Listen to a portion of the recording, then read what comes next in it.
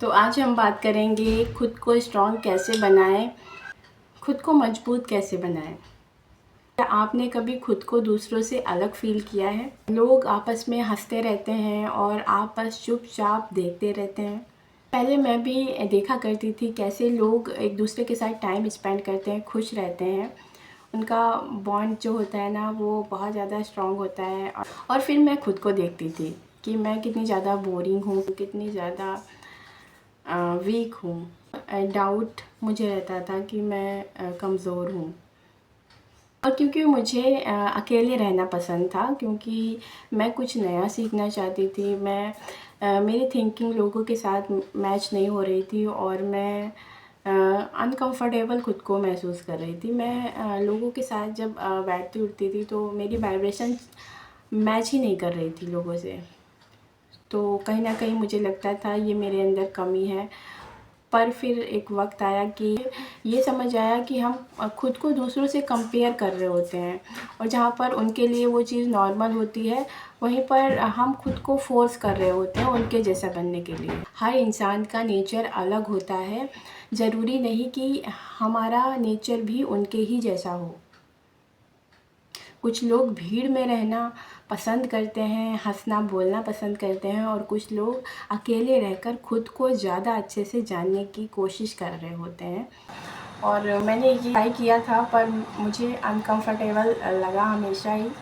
तो मैंने थोड़ा सा कंटिन्यू किया और फिर मैं देख रही थी कि मैं अगर इस तरह से लोगों के साथ टाइम अपना स्पेंड कर रही थी तो मैं कहीं ना कहीं अपनी ग्रोथ को कम कर रही थी। मैं समझ ही नहीं पा रही थी, क्योंकि मेरा समय जो है वहाँ पर फालतू में जा रहा था। क्योंकि वहाँ पर क्या गॉसिप भी होती थी, उससे कोई बेनिफिट तो होने वाला नहीं है। हम कुछ नया सीखेंगे तो उससे हमारी खुद की ग्रोथ होगी, आगे 4 लोग इंस्पायर होंगे, तो और वो लोग भी मतलब इस चीज़ को समझेंगे। लेकिन जहाँ पर हम दूसरों के साथ टाइम स्पेंड करते हैं तो कहीं ना कहीं हम खुद को खोते चले जाते हैं। हमारे पास खुद के लिए टाइम ही नहीं बचता है।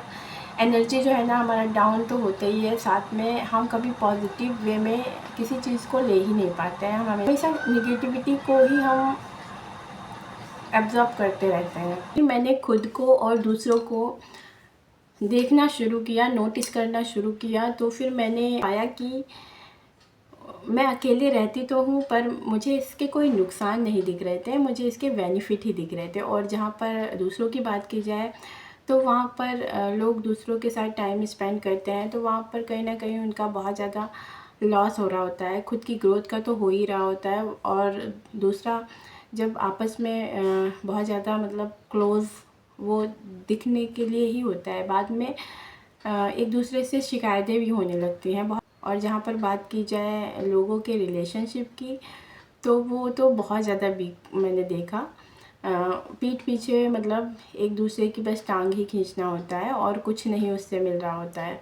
तो मैंने ये चीज़ समझना शुरू की, और धीरे धीरे मुझे समझ आया कि मैं अकेले रहना पसंद करती हूँ, कुछ सीखना पसंद करती हूँ। तो इसके तो काफ़ी सारे बेनिफिट हैं, तो ये तो प्लस पॉइंट हुआ मेरे अंदर ना।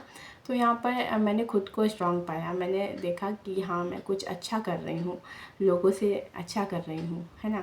तो अगर आप भी अकेले रहते हैं और ख़ुद को कमज़ोर समझ रहे हैं, तो ऐसे समझने की बिल्कुल भी गलती मत कीजिएगा। हमेशा खुद के साथ खड़े रहिएगा, और यही आपके अंदर ईश्वर की दी हुई ताकत है, जो कि आपको और लोगों से अलग करती है, अलग बनाती है। तो हुए ना आप बहुत ज़्यादा मजबूत, स्ट्रॉन्ग।